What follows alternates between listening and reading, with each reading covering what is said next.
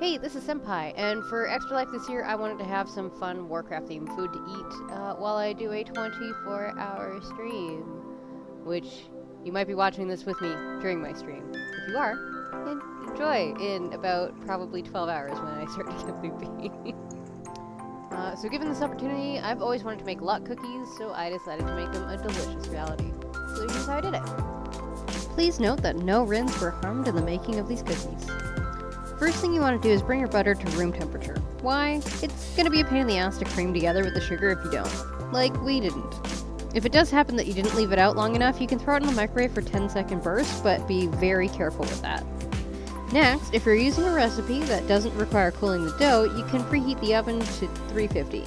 The way we did this recipe, we did end up having to let the dough sit for a little bit. So, 1 cup of butter, or 2 sticks, and 1 cup of sugar, and cream them together.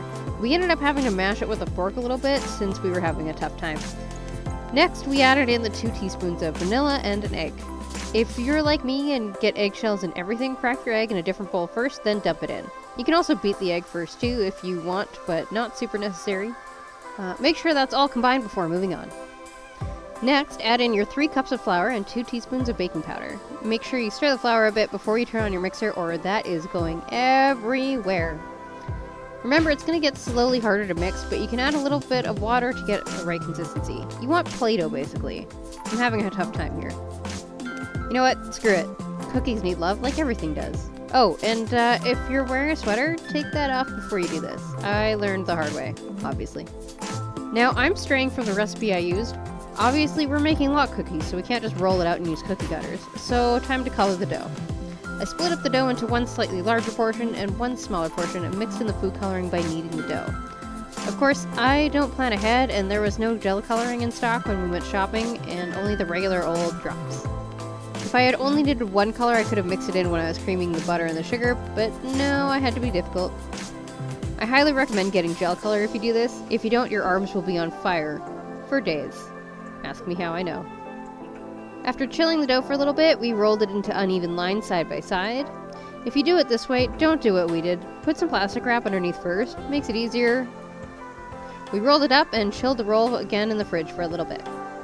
Then we pulled out the roll and sliced out the cookies, like those old Pillsbury cookies. You want the dough to be a 1/4 inch thick. Place the cookies onto parchment on cookie sheets and bake.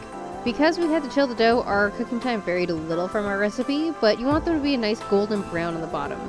It's a little hard to tell if you're using food coloring, but it does show up.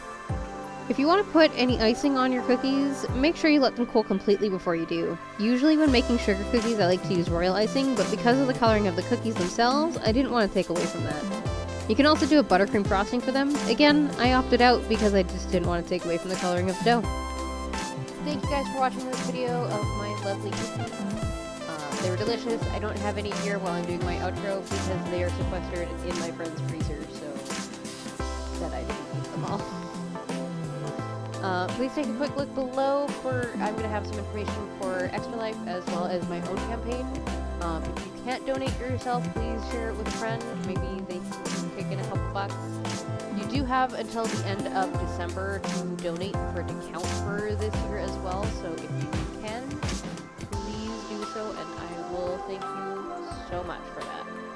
The other thing is, like, that's not going to me, that's going towards sick kids and making their lives feel a little bit normal while they're stuck in a hospital dealing with whatever illnesses they're dealing with. And that's very important. It's actually a little bit personal for me because I have a cousin whose son is basically on a regular basis dealing with the children's hospital here. So it's pretty personal. But with that, I am Senpai, and I will notice you next time.